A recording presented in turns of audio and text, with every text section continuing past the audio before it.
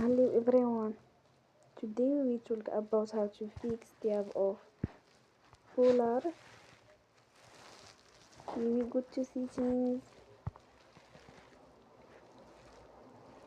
then we click on apps.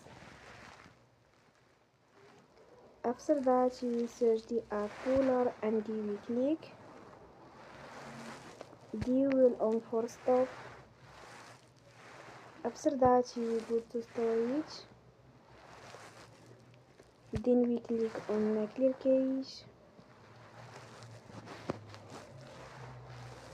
In the end, we return your Wi-Fi and we return again.